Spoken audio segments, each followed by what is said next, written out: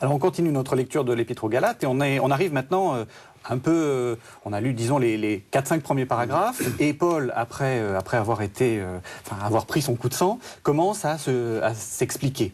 Et il s'explique en expliquant son propre cheminement, puisqu'il se sent attaqué, en fait. Oui, et puis il veut surtout montrer que l'évangile, c'est un don de Dieu.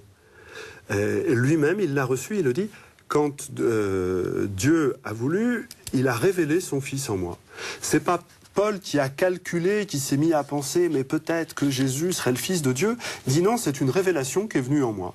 Et il insiste de quelque chose, sur un aspect qui peut nous heurter, nous. Il dit, mon évangile ne dépend pas d'une parole humaine. C'est une révélation. Ce qui laisse à entendre que, pour les Galates, entendre la parole de Paul et l'accueillir, puisqu'ils sont devenus croyants et baptisés, ça a été aussi pour eux une révélation.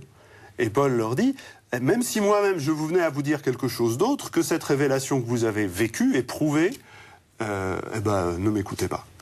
Et donc, Paul va raconter sa vie pour montrer son indépendance à l'égard des apôtres, des 12 et de ceux qui sont à Jérusalem, ce qui fait pour les historiens quelques casse-têtes, parce qu'il dit des choses un tout petit peu contraires. Oui, qui ne conviennent pas à ce que disent les Actes des Apôtres. Voilà.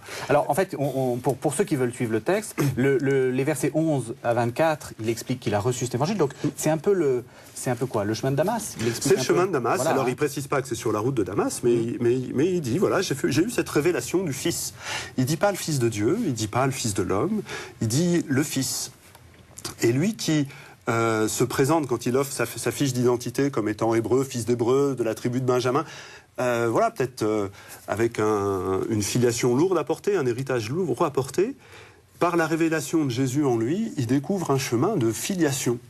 Il apprend à être fils sous le regard du Père. Et c'est ça qu'il va développer tout au long de la lettre. Et alors après, donc, on passe au chapitre 2, et il y a 10 versets où il raconte qu'il arrive à Jérusalem et que les apôtres, qu'il appelle les colonnes, ont accepté finalement. Oui, il montre aux Galates, à travers ce petit récit, qu'il était un partenaire d'égal à égal, et on s'est serré la main. On ne sait pas trop bien, c'est ce qu'on appelle le concile de Jérusalem. Vraisemblablement, il y a eu les sessions du concile de Jérusalem, comme il y en a eu pour les autres conciles par la suite. Les historiens ont du mal à tout reconsidérer. Paul essaye simplement, en tout cas, de raconter ici, à la fois, s'il a vécu cette aventure du concile de Jérusalem, c'est par révélation. Donc c'était pour lui une exigence aussi impérieuse que celle de l'évangile. Et il a discuté avec les apôtres, et ils se sont reconnus frères dans l'annonce de l'évangile. Paul pour les païens, Pierre et les autres pour les Juifs. Alors, il y a un petit quelque chose quand on lit, il dit « mon évangile ». Et ça, c'est très agaçant. On a l'impression qu'il se l'approprie. Paul est souvent agaçant. Vous aussi, vous remarquez? Oui, non, après l'avoir travaillé des années, vous l'avouez? Oui, on arrive à j'avoue rien, moi. On arrive à passer au-delà. Mais moi, je trouve ça bien qu'il puisse dire « mon évangile ». Parce que ça veut dire que cet évangile objectif qui ne lui appartient pas, qui a été révélé, il se l'est approprié.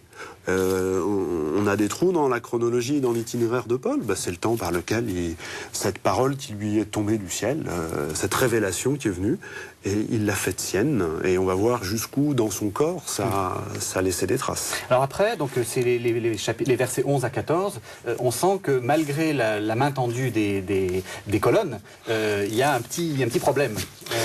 Oui, mais alors on est à Antioche, on n'est plus à Jérusalem. Voilà, cette rencontre avec Pierre, il y a une altercation.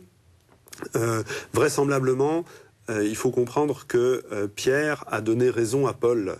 Sinon, l'argument ne tomberait pas. Sinon, les Galates qui seraient au courant pourraient dire « oui, mais de toute façon, à ce moment-là, tu as été rejeté ». Pierre a donné raison à Paul.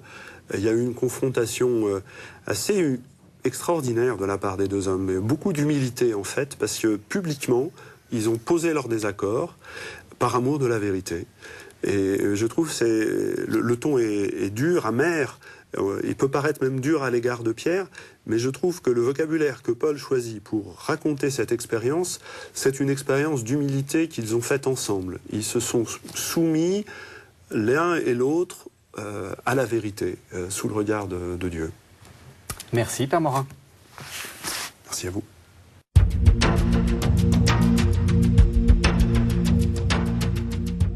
Théo